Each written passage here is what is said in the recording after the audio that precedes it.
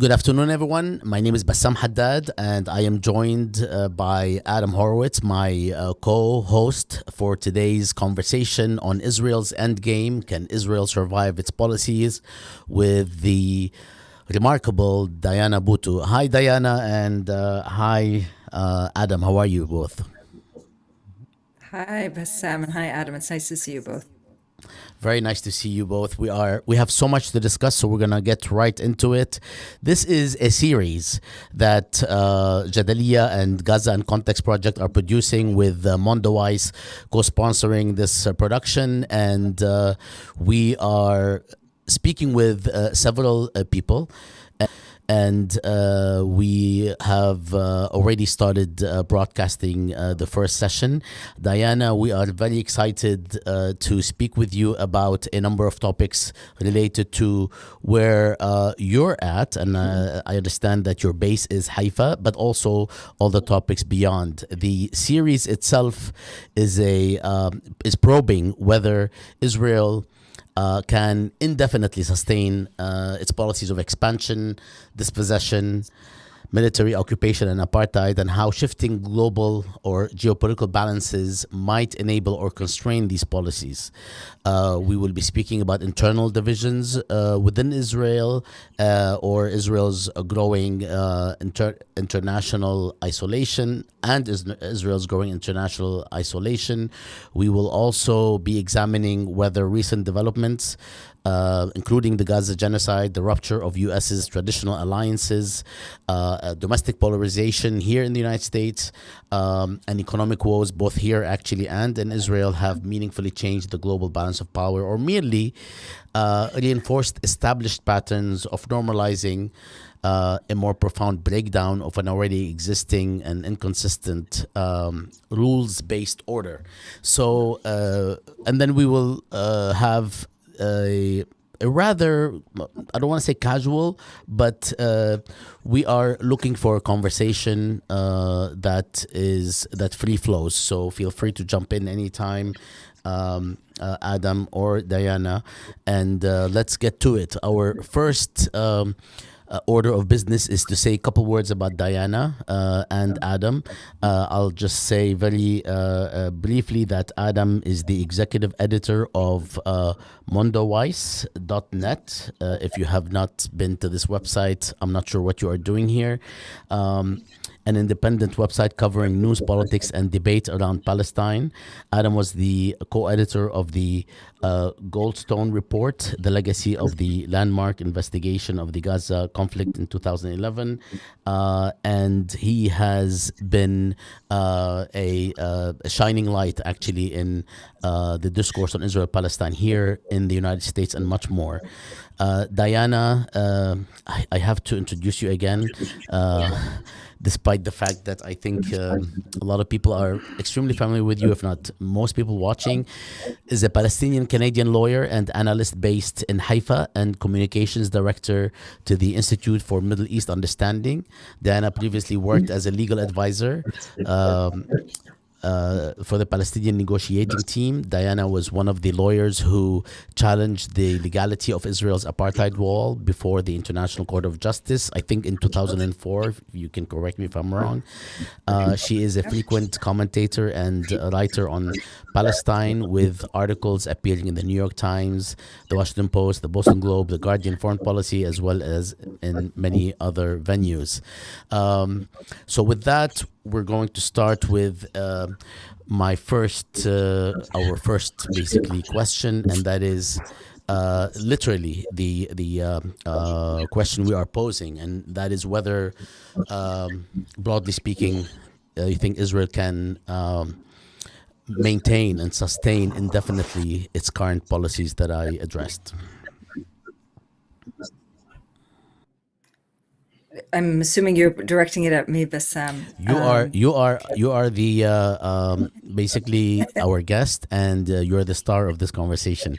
Adam and I will be asking you the questions. Although Adam, feel free to opine. Yeah. There's no such thing. But okay. Look, nobody has a crystal, and the I can talk about and project that on and think, and the short answer is yes. Adam, I'm sorry, Diana. Adam, are you hearing a interruption in the audio? Yeah, it's been going in and out a bit. Oh, okay, maybe it's my. Let me see if I can switch the. I'm sorry. No, no, it's. I'm going to do the. If I do that, the microphone, or is that better that way, or is it the same? You're sounding good actually now. When I had it on. Yeah, you also went out again. Yeah, I switched it. That's why. And now Okay. is it better? Yes. Yeah. Okay. All right. So, all right. So let me start the answer over again.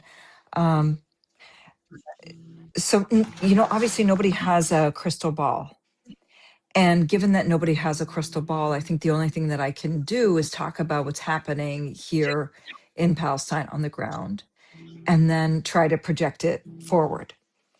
And looking at it, projecting forward based on what's happening on the ground, the sad answer is yes, it can be sustained. And the reason that it can be sustained is for a number of reasons.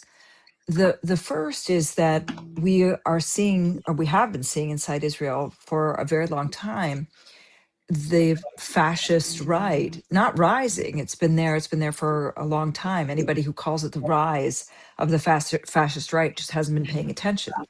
This fascist right has been around for a very, very, very long time. And the only thing that is happening over the years is that it's becoming much more emboldened. And by emboldened, it's become clear that they're using everything from torture to outright land grabs to um, to making it clear that they're going to occupy Gaza, to emboldening the settlers. And there isn't anybody with inside Israel that's actually trying to stop any of this. So that's the first thing. The second thing is looking at Israeli politics. We're on the cusp of another election. It's the next election will be at the latest the end of October, beginning of November. And it doesn't look as though this next configuration within the Knesset is going to look any different than the current configuration within the Knesset, other than to say that it's probably going to be even more to Netanyahu's favor, depending except depending on whether there's a block of the Palestinians who are voting. But even based on that, you're seeing that these ways in which people are defining things. It used to be that people talk about centrist, right, left. Today they're talking about it as Netanyahu camp and anti-Netanyahu camp. That's it. The vast majority of people inside the country have only ever known one prime minister, and that's Netanyahu. And so all of the indicators are that we're going to see the same continuation of the policies that we've seen over the course of the past, not just few years, not just 4 years, but over the past decade and a bit. And then turning to it internationally, while we have seen there's been a global awakening when it comes to what Israel's doing, there's also been a global genocide. We've seen that countries around the world have been backing Israel in this genocide. There's been no attempt to push for any serious accountability, even when it's become clear that the very project that these countries were pushing for, that of the so-called two-state solution, even when that is coming under risk, there isn't really any pushback. And so the long and short of it is that if you look at these two strands, being the Israelis and the internationals, they're going in the exact same direction, which is to say that this is sustainable.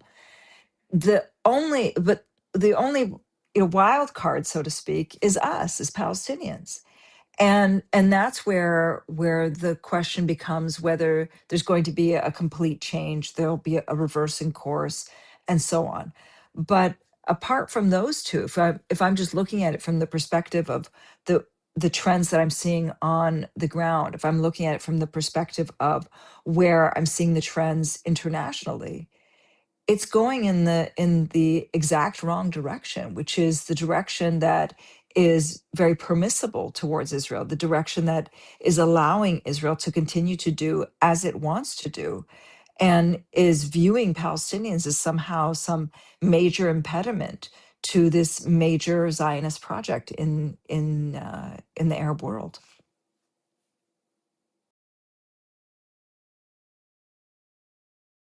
That was Yes. great. Thank you so much for that, Diana. And there's a number of things that I think we're going to want to unpack in what you just shared. But the first thing, partly because this series is on Israel's endgame. And this is a topic that we've discussed for years and years. And sometimes this conversation could be somewhat theoretical in terms of either looking back at the history of Zionism or Israel's own history and what we imagine the end game to be. But one thing that's different in this moment right now is that we are really seeing the Israeli government, along with its international allies, really starting to what it appears to be act out what they want that end game to be on the ground, whether it's in Gaza, whether it's in the West Bank. We're talking right now on the eve of the first Board of Peace meeting that Trump is pulling together to talk about what this end game could look like in Gaza during as it's still undergoing a genocide. At the same time, just recently, just this past weekend, new laws were put forward in the Knesset to really legally change, at least under Israeli law, what the government feels like it could do in the West Bank. So I wonder if you could maybe talk about, as these different but connected processes move forward, what are some of these updates, and what does this end game look like, it seems, from Israel's perspective? What is their vision of what life will look like in Palestine? I think that the end game that they've articulated is the end game that the right wing has articulated a long time ago, which is that Palestinians are going to be faced with a number of options. Option one is declare their undying loyalty to the state. Option two is if they don't declare their undying loyalty to the state, then they'll be deported or they'll be killed. Those are the options. Those are the only things, the options that as the Israelis have put forward. And that's what they view as the benevolent options as they're laying it out. Like they're not they're not there's some who are talking about a continuation of a massive ethnic cleansing project in the same vein as 1948, in the same vein as the genocide in Gaza, and so on. But this is broadly what they're talking about. And so it's in Palestine, it's always death by 1,000 cuts. In the case of Gaza, it was death by genocide. But in the rest of Palestine, it's death by 1,000 cuts. And what does that mean? It means that it's a slow drip by drip process. However, the course of the past couple of years, it's been certainly escalated. And we've seen this just over the course of the past few months in a few respects, and you've alluded to them. The first is, let's look at the legislation that's coming out. We have one piece of legislation where they're trying to pass the death penalty against Palestinian political prisoners. It hasn't passed yet, but they're trying to pass that law. And whether it passes or doesn't pass, the impact is the same, because we're already seeing that in the ways in which Israel has been torturing and systematically torturing Palestinian political prisoners, that 88 Palestinians have already been killed inside Israeli prisons. So whether it's contained in legislation or not contained in legislation, the impact is going to be effectively the same. The second piece of legislation that the Israelis have put forward, and it's already gone through, is the idea of changing the land registration laws. And this is one of those death by a thousand cuts things. And what they're trying to do here is they're extending Israeli law onto the West Bank, which is something that they've done in the past as well. And I say this because it's important to keep in mind that there isn't, like, for example, separate commercial code in the West Bank than there is inside 48. It's the same. But this time, what they're trying to do is by changing the land registration laws, what they're effectively doing is making sure that land that is privately held is going to be reclassified as being held by the state. And as we've seen in the past, land that's held by the state doesn't actually mean that it's held by the state. It therefore goes to Israeli settlers. The aim here again is to extend Israeli law, to extend annexation, and to facilitate not a slow-paced settlement expansion as we've seen over the course of the past nearly 6 decades, but this is going to be much more accelerated. So we've seen just these two pieces of legislation go through very quickly. We've also seen, or they're trying to go through very quickly. We're also seeing beyond that. We've seen that when it comes to this, and I hate the term board of peace because there's nothing, it's neither a board, nor does it have anything to do with peace. But when we see what this group is coming together and doing, and it's actually Trump via Netanyahu, what we're seeing that they're doing is that they're holding up the reconstruction of Gaza and the bringing in of humanitarian supplies based on whatever Israel's daily whims are. And so far from it being a situation in which Palestinians are getting the much needed supplies to reconstruct or to rebuild the hospitals, the schools, the mosques, the churches, the homes that Israel has bombed, leave aside the issue of accountability. Instead of seeing all of that, we're seeing that all of this is being tied up into whatever Israel's new political position of the day is. And we've already heard that Israeli members of the Israeli right wing are saying that they want to build settlements in Gaza. 2005 for them, that was the year in which the Israelis pulled out of the settlements in Gaza. That was a blow to the right wing. And so they want to show that here they are 21 years later and that they're rebuilding those settlements. So when you ask what the end game is, they've made it clear what that end game is, which is Palestinians are going to be faced with this choice of either declaring their undying loyalty or be thrown in prison or be expelled or be killed. Those are the choices. And slowly but surely, we're seeing that these policies are being implemented with everything from a massive land grab to the construction of these major concentration camps, as we're seeing in Gaza, to the ways in which land is being taken over in the West Bank, and so on. And the whole point is to make life miserable. Now, it's also important to highlight what's going on inside 48 because this is also important.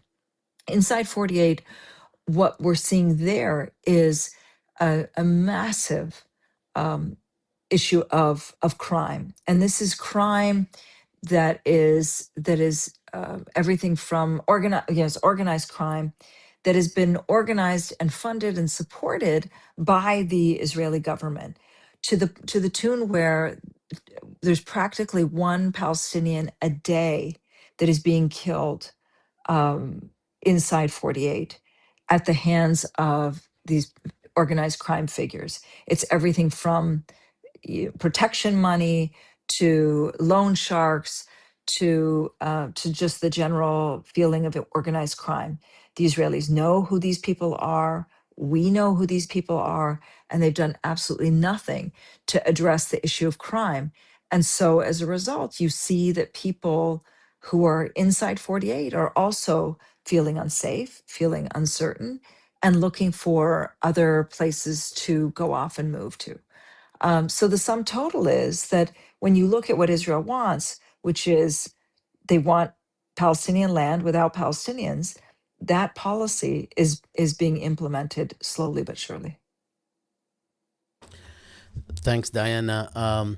If I may, I mean, there's always a lot to follow up on, but we were trying to keep these to about an hour.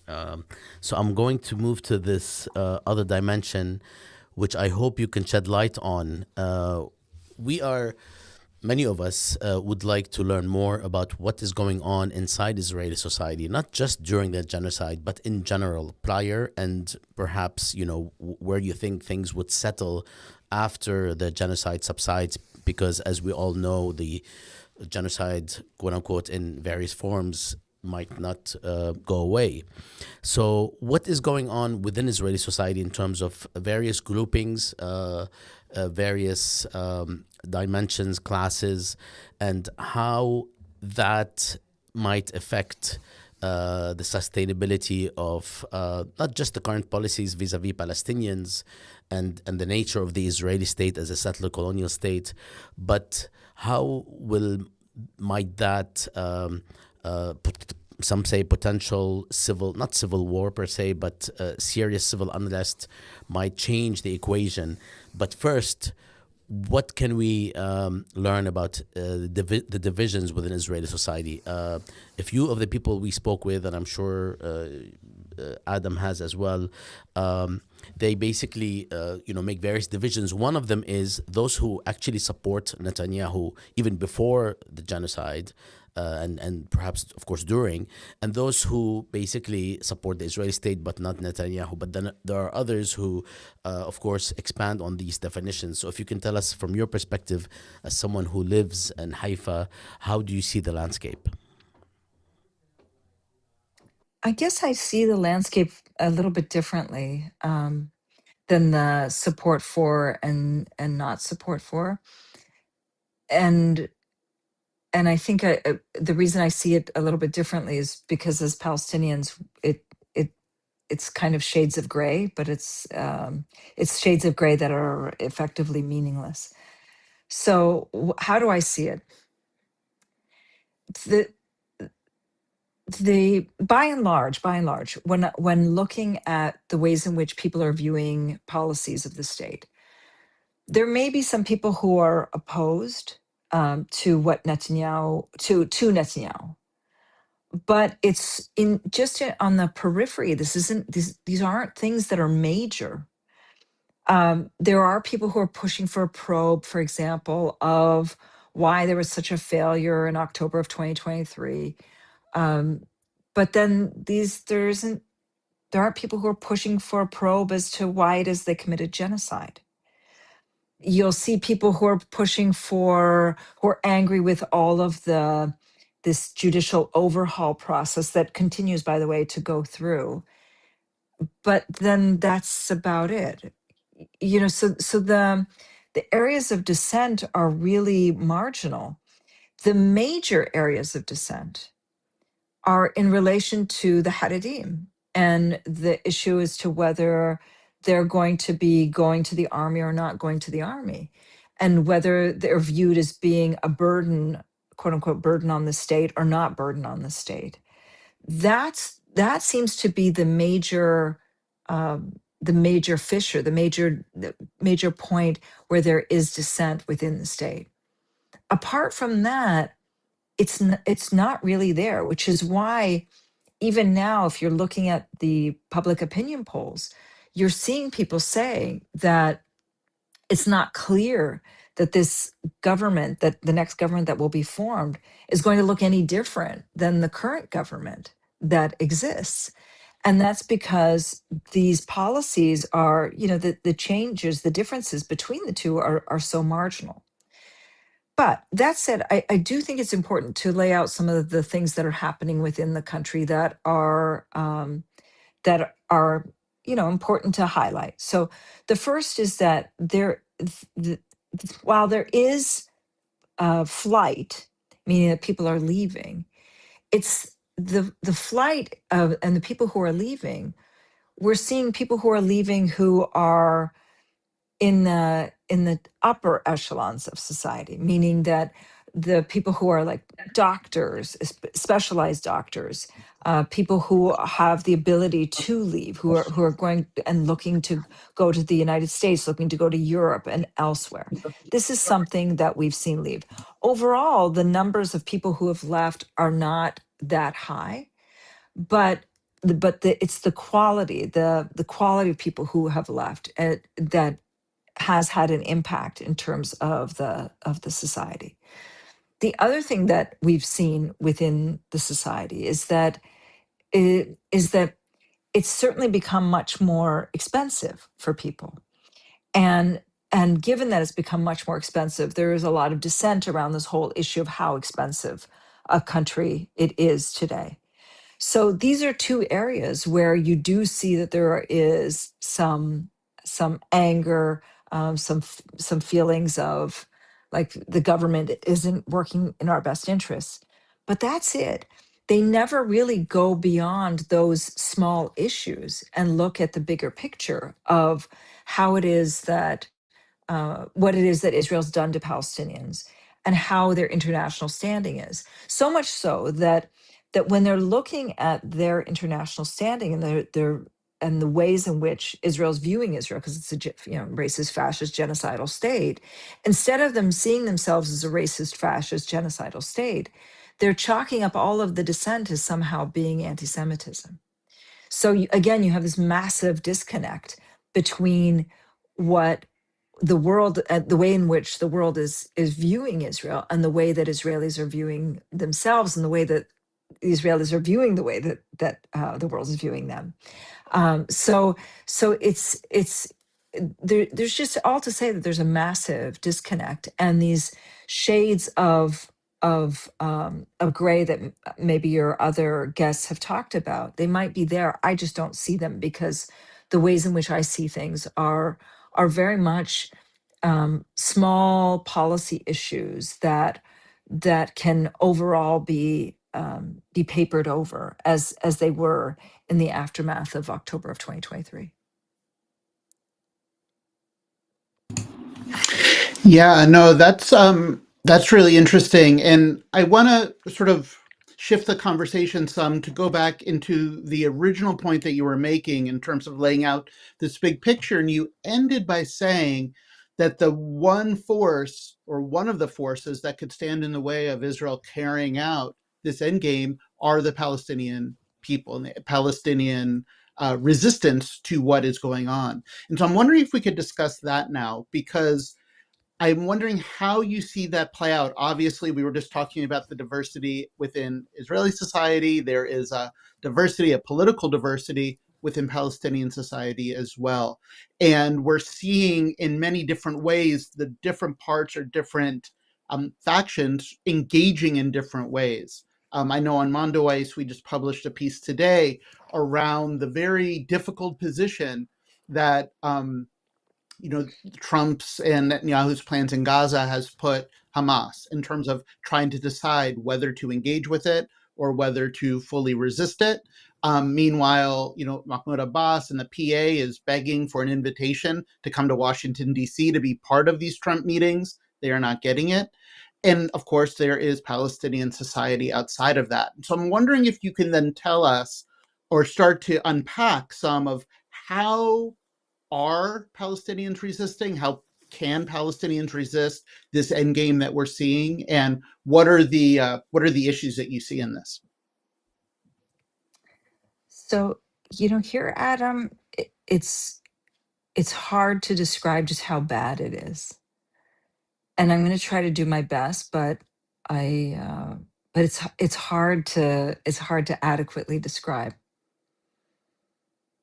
And then maybe through my description, maybe this will perhaps give a little bit of space for people to be able to analyze where things are going.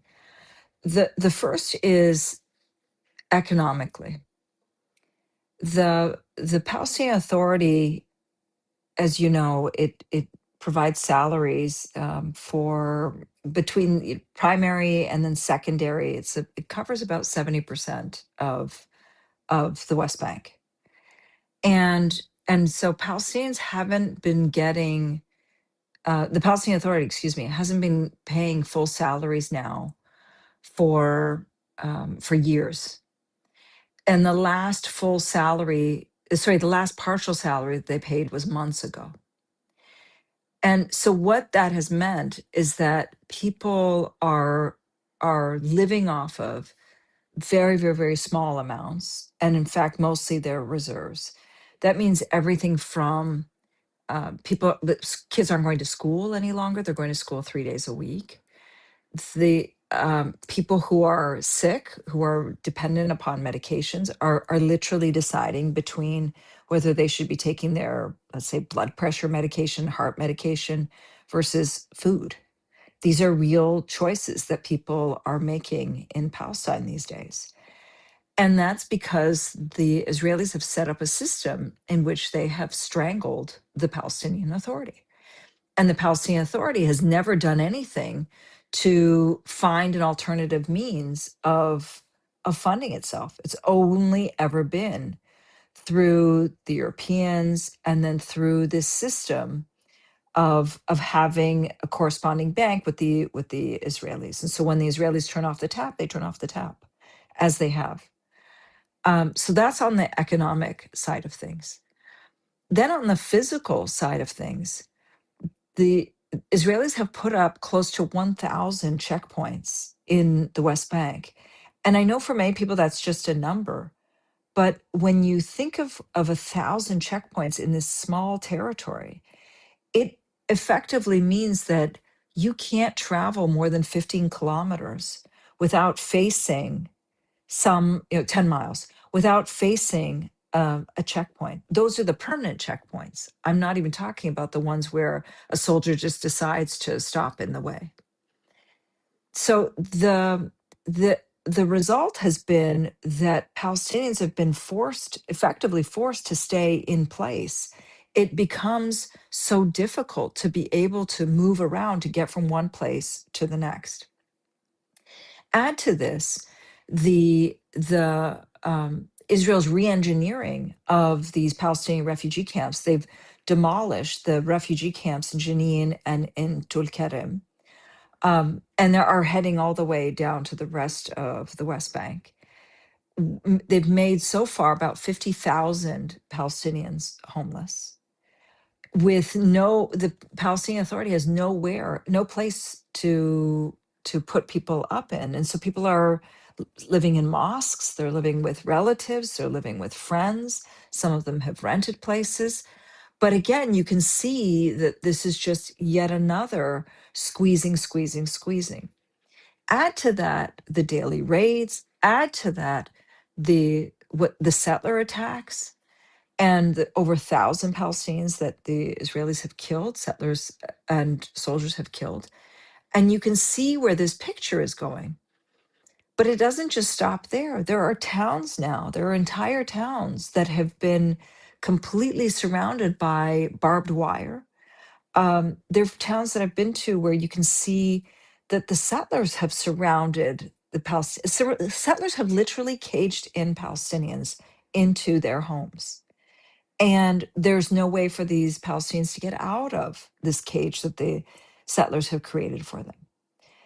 So I describe this because I think it's important for people to understand the reality under which we are living now, which is it's not the reality of Ramallah only, which many people are used to and they see, but the vast majority of people don't live in Ramallah, and they're living in these places where the army is there every day, where the settlers are attacking every day, where you've got the soldiers attacking each and every day, where life has become so difficult to move because of all these checkpoints, where the massive arrest campaigns and so on. And so in the midst of all of this, you have this chaos, this political chaos with Abu Mazen, who, as you already said, is trying to keep himself relevant by asking for a seat at the table with this, being invited to Washington and to be part of the Board of Peace, and that invitation is not coming. And then you also have the other political factions who know that the moment that they raise their head up, that the Israelis are going to come down and come down hard, and they already have. This is why we've seen all of these raids in everything from the universities to other places as well. So this is on that side of things. I don't see that that there's going to be something that's cost free. What shape it will take, I don't know. But if history has taught us anything, it's that where there's oppression and repression, there's going to be resistance. And so I wanted to describe what that oppression is that's happening now, and at the same time make it clear that the political system that Mahmoud Abbas has created right now, and that he's going to leave us with when he eventually dies, is one of complete chaos, because he hasn't done even the basics of getting these different political factions united. He hasn't done the basics of making sure that Palestinian unity is at the center, or security is at the center, and instead he's just made a system in which each of the political parties is trying to search for their own political survival. And in the case of Abu Mazen and Hamas, where he's actually part of the system that's trying to undo Hamas, because he views that his political future is tied to the undoing of Hamas. If Hamas is gotten away with, then he'll be viewed as the successor, which is why he was one of the first people to applaud this Board of Peace. He was one of the first people to applaud this Trump plan, even though it excluded him very specifically, because in his hope was that by getting rid of Hamas, that there would at least be room for him to come back.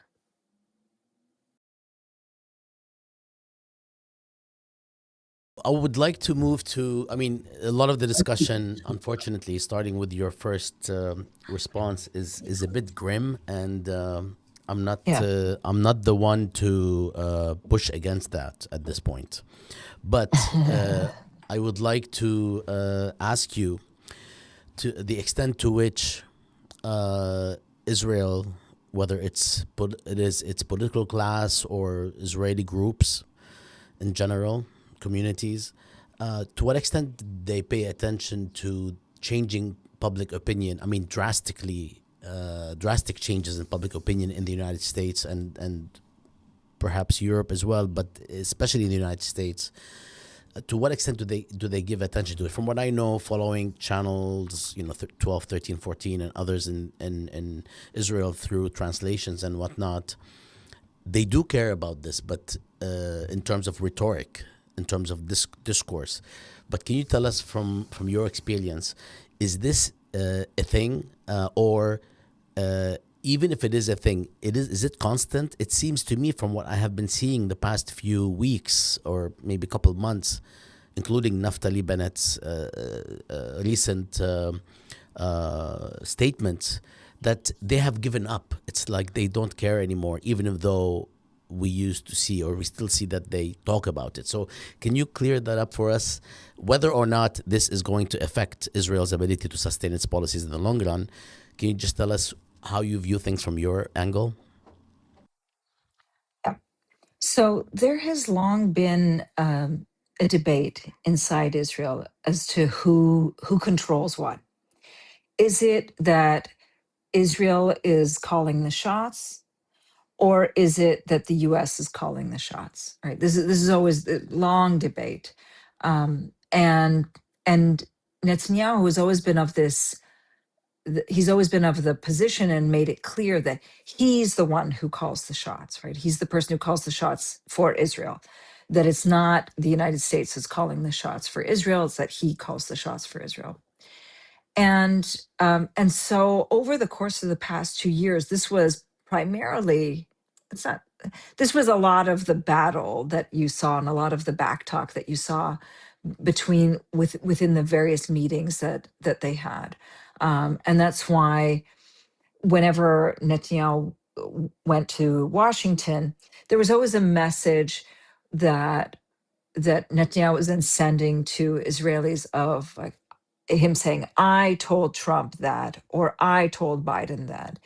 And then always trying to make it appear as though he's the person who is calling the shots, which of course is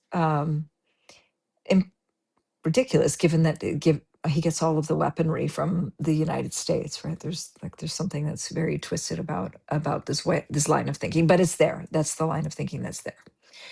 And so in the aftermath of all of this, and now in this place where we're seeing that there has been a global shift in public opinion against Israel. Finally, it took a genocide, but finally, the Israelis are at the point where, though they look at the US and they say it's important, they also don't really care. As long as they are the ones who feel that they're getting what they want to get and that they're allowed to do what they want to do, they don't really care what US policies are. And that's why you see that there's such a huge support for President Trump. So unlike in the US where support for Trump is actually on the, is very low, support for Trump inside Israel is actually quite high. It's soaring on all of the opinion polls. One, because he was viewed as the person who managed to secure the agreement to release the Israelis. But then two, because they like the ways in which he speaks, in which he kind of tells people off, and he's not very polite, he's not very diplomatic, and they seem to like that. So while yes, there is some concern about US and US standing, for the most part, as long as they're getting what they want to get, then they don't really seem to care about it. And as I was mentioning earlier, the critique that they're seeing, the international criticism of Israel, they're not chalking it up and they're not saying, oh, well, they're critiquing us because we committed genocide. They're angry with us because we are baby killers and we bombed hospitals and journalists and all of these sorts of things. They chalk it up to this global wave of anti-Semitism. That's the way that the thinking goes. So it's as though they're impervious to the ways in which and to this global push against Israel. Now, I want to be clear in saying that the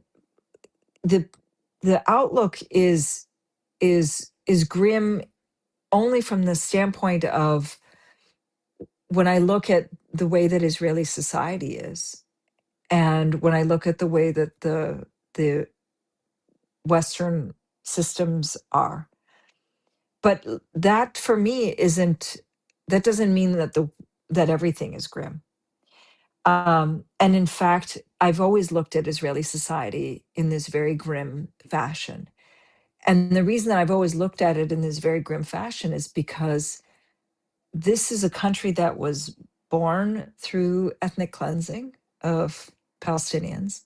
The only way that it could sustain itself was through putting its head in the sand and through supporting ethnic cleansing. And to be part of that society, that's pretty grim. Like that's not a fun society to be part of.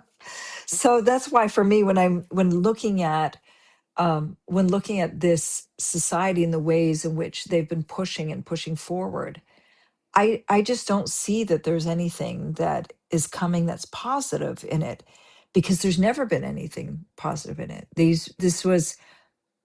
It's like you were either a person who perpetrated the Nakba, or a Nakba apologist, or a Nakba denier, and now you're either a person who carried out a genocide apologist, or a genocide denier. I mean, that's Israeli society. There isn't really any other shade to it. And when you see Israeli society in that spectrum, and you don't see that there's people who are questioning and asking why, and looking deep inside, and then challenging their own policies, but instead viewing genocide as a stepping stone to take over land, and to further ethnic cleansing policies, you have to see this as a very grim society, and so I do.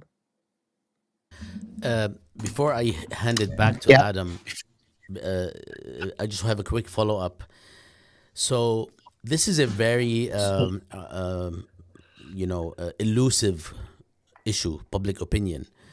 But do you, Diana, think that, of course, not in the short run, nothing's going to happen, right? But from the medium to the long run, do you think this change in public opinion, which a lot of people who want to be trendy say, oh, it doesn't matter at all, period. I don't believe that, and I don't think anybody who knows I don't history, believe it either. Yeah. Yeah. So do you think that matters?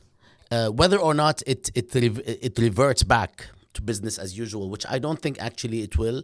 I'm an avid follower of what's happening in the United States, and Adam knows, like, I follow to the point where I think I need to see a therapist. I follow the trends, especially on the far right and on the right, and as well as elsewhere.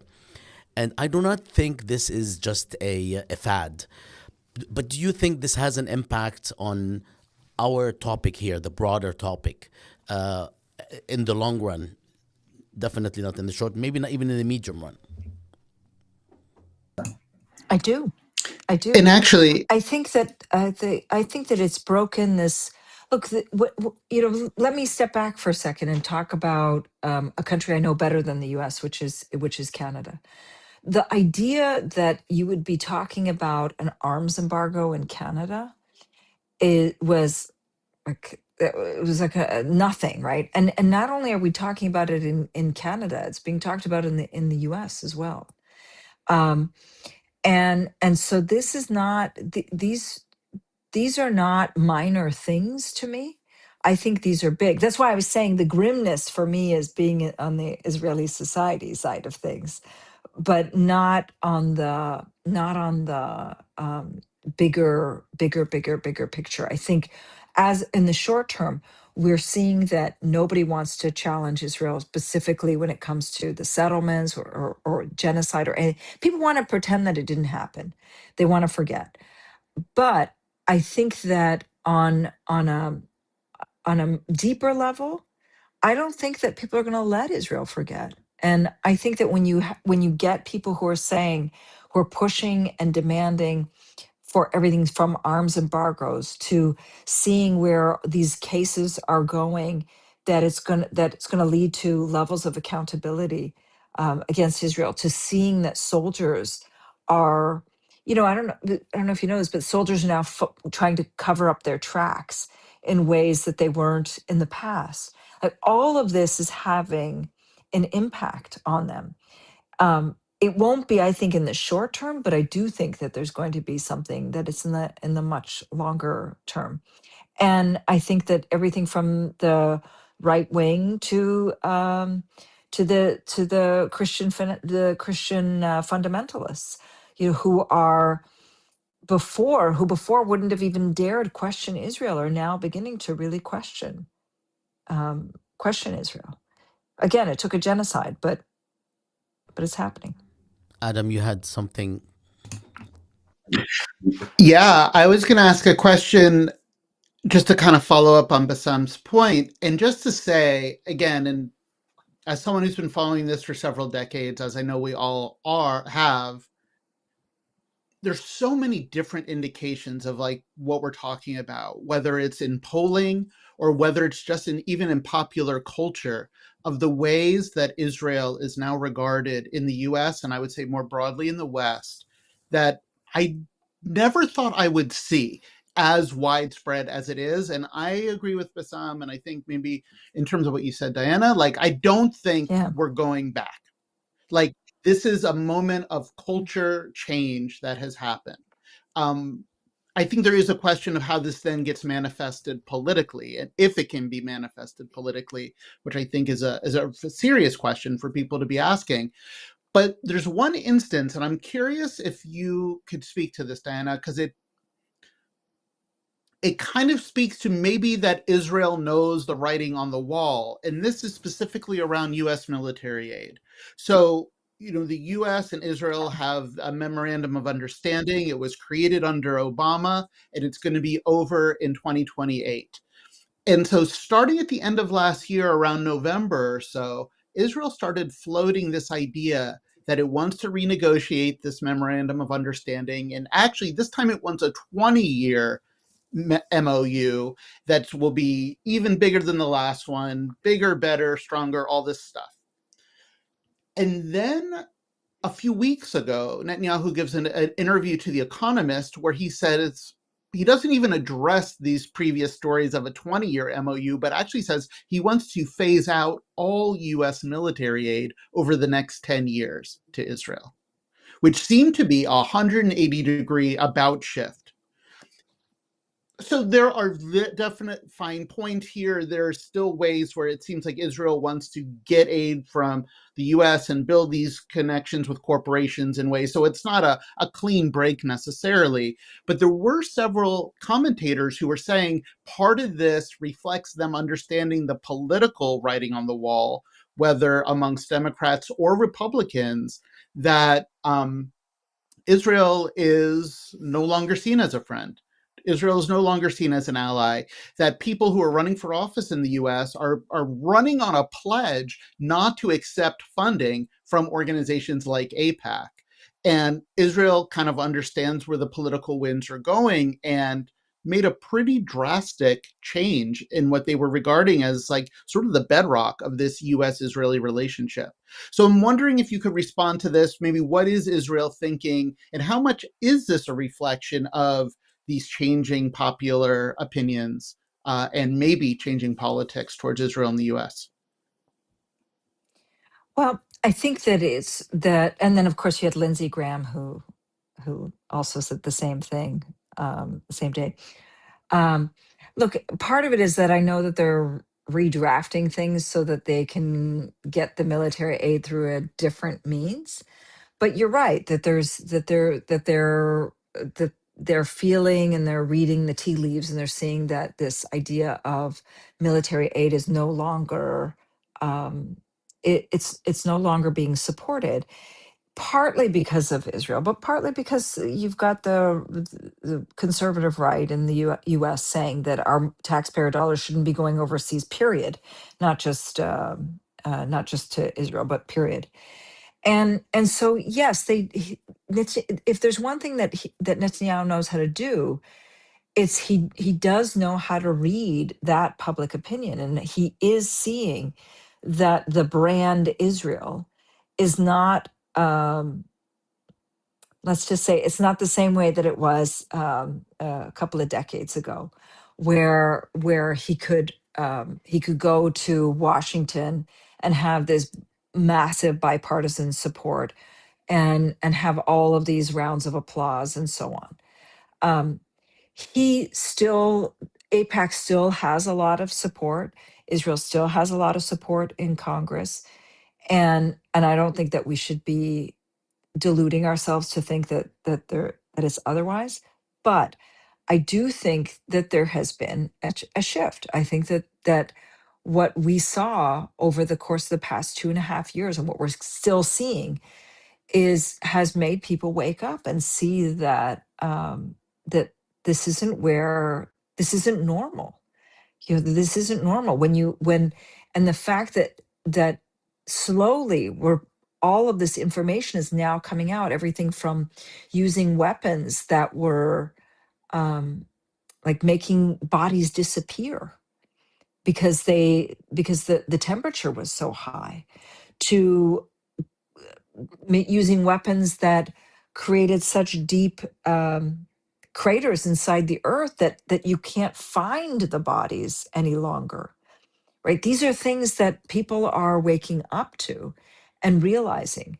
So yes, I agree with you. I think that there has been a shift. I think that there's been a change.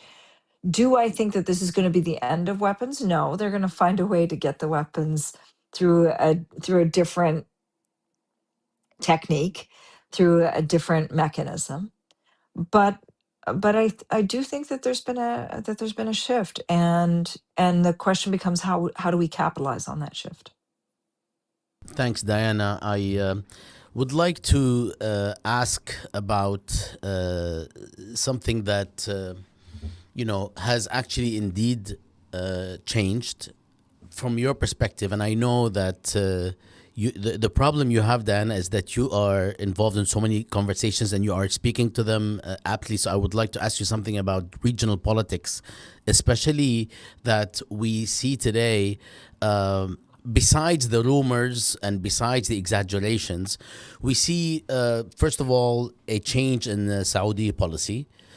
We see consternation in Israel regarding how the return to the Abraham Accords by Saudi Arabia is no longer viewed for granted. We see consternation on the part of various states in the Arab world, Saudi Arabia, of course, included, regarding a serious American-led war in Iran. And we also see rapprochement at a different, higher level than prior between Saudi Arabia, Turkey, and Pakistan, for instance, and I'm saying Pakistan because it possesses nuclear weapons. So do these shift and changes, do they solidify and make even more, I don't know how to call it, but do they harden the position inside Israel in the direction of, at various levels, more fascism and more of what Israel already does? Or does it affect potential schisms within Israel as to how to proceed? And generally, is this something that occupies the minds of people in Israel, whether the political class or Israeli communities? That's a great question, Bassam. And one of the things that became really interesting in the like since October of 2023 is that the Israeli public doesn't really care for the Abraham Accords. So where this was like at one point a really important political development for them, now they don't care. As long as things are, as long as they're still getting the weapons that they want, as long as they're still getting the diplomatic support that they want, and as long as you've got the UAE not scaling back its agreement, which they haven't, the Israelis seem to be fine. And in fact, they don't even talk about it any longer. The issue that they talk about today is Iran. And the reason that they talk about Iran today is because that's the issue that Netanyahu is bringing up. There's no like real threat or anything. And it's the opposite. Israel's a threat to Iran. But they don't really talk about Saudi in those ways any longer. It's not, this isn't the same way that it was in before October of 2023, where the idea of wanting to be accepted or wanting to be part of the Arab world or any of that stuff, those days seem to be completely over. They don't even really be, they're not even really paying attention to it. They only pay attention insofar as it affects the issue of Iran. And provided that there isn't this, provided that if they attack Iran, it's not going to lead to repercussions from all these other Arab states, they don't really seem to care about it, which is very interesting. You know, you've seen a whole shift in terms of opinion, and in the ways in which, in the way that they're viewing themselves and the importance of the country. It's a country that, you know, Jabotinsky talked about the iron wall and the idea that the state turns inwards and that they build an iron wall and so on. This is what we're viewing now. We've got the iron wall. Of course, these walls are being expanded because they're going to Lebanon, they've gone into Syria, etc., and they're expanding territory. But it's effectively an iron wall, and they're really just turning into themselves. And that's why for the Israelis, they don't really seem to care about any of those things, like the way Europe is thinking, the way the US is thinking, any of those sorts of things. I'm talking on a public opinion level. Because for them, as long as it's like they can view themselves insularly, then it's all okay, which is weird. Yeah, I was just thinking that as you were finishing that comment, that's this sort of this bunker reality, and I think we just have one more question, but it kind of builds off what you were just sharing, because that is a massive change. What you were just describing, the way that Israel was talking about its role in the region, maybe two and a half years ago, before the genocide, and I guess this whole conversation has been pretty wide ranging, and yet in so many ways it comes back to this moment, and this moment of this period of the genocide that is still taking place in Gaza. And I just wonder if we could end on, we're talking about Israel's endgame here. What has this experience of these past 2 years? There's a way in which it might appear that Israel is more powerful than ever, but we've also heard how it's also in some ways more isolated than ever. Where is Israel right now, given the events of the last 2.5 years, in terms of achieving this end game, or maybe, you know, running out of the support that it has needed? You know, Adam, it's hard to say, because in terms of the support, this is a country that's a bulldozer, and it's going to continue to bulldoze its way, and literally bulldoze its way into doing whatever it wants to do.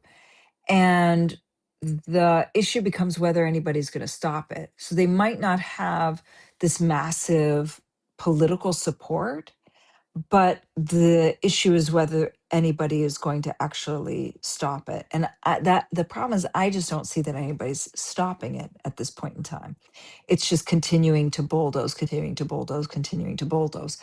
So much so that it seems as though it can do whatever it wants to do and effectively get away with it. Like, I'll give you an example. You know, the Israelis are still holding more than 3,000 Palestinians under what they call administrative detention. And then 1,200 of them are being held under this unlawful combatant status, which is, it's an illegal status. Like, it doesn't even exist under international law. And the whole reason, that the whole underlying premise of this is that we need to hold them until the end of the war.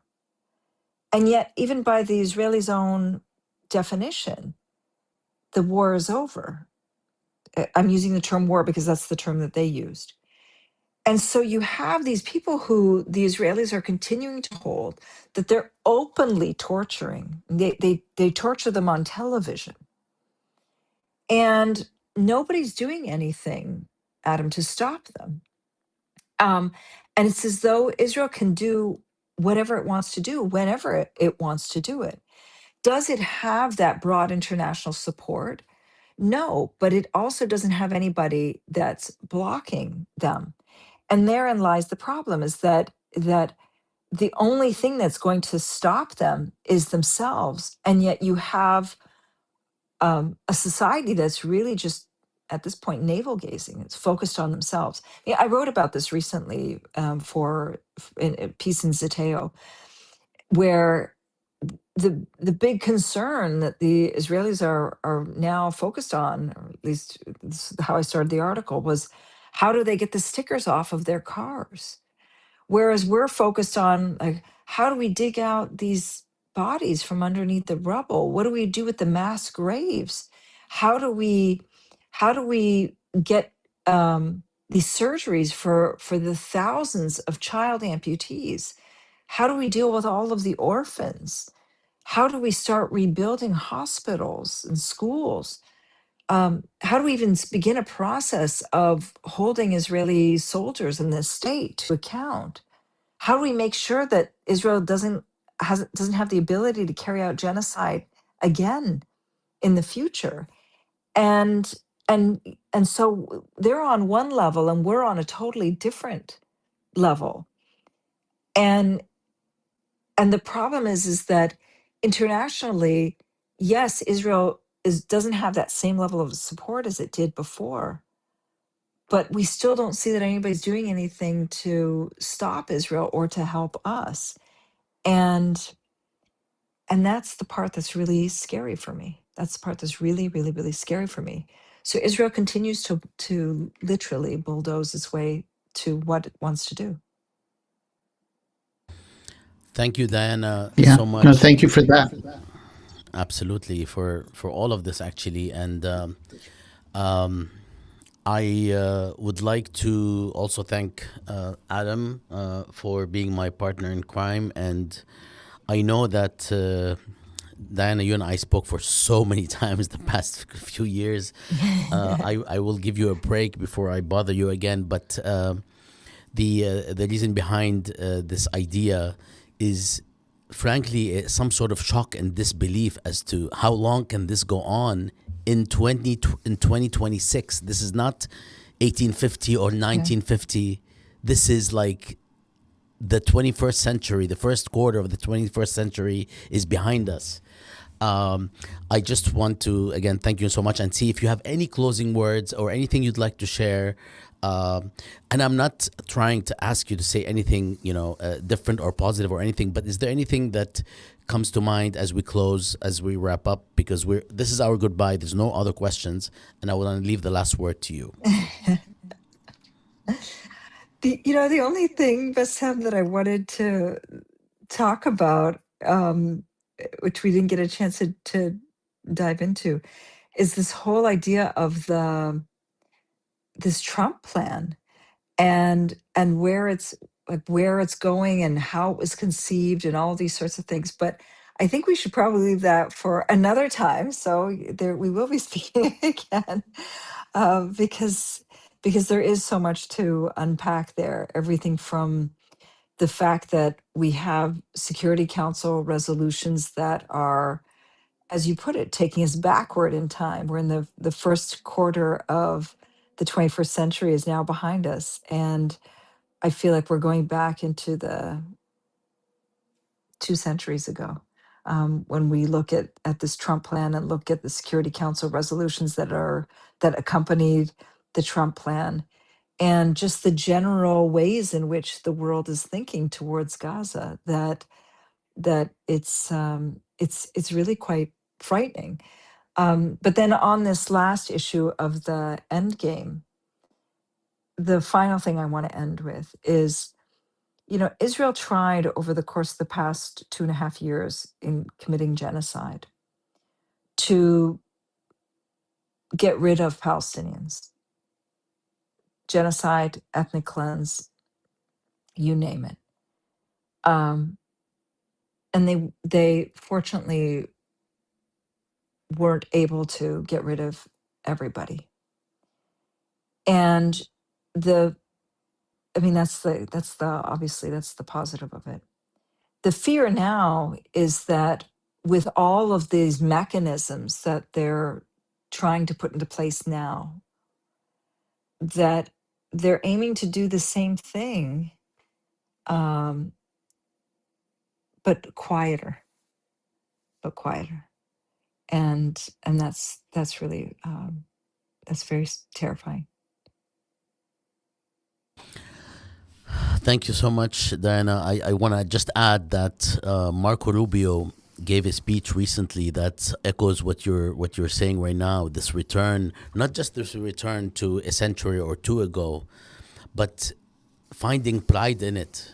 Basically, saying the quiet parts really loudly from the biggest platforms.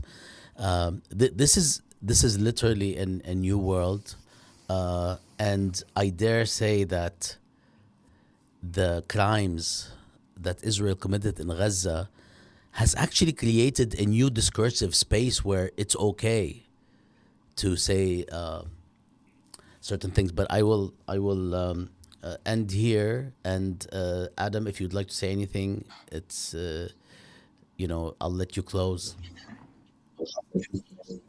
Nothing. I was just going to thank Diana for joining us. Thanks so much. Absolutely, shukran, Thank and you. Thank you. we'll see Thank you you both. we'll see you soon. Take care. Salam. Very soon. All right. Take good care. Bye-bye.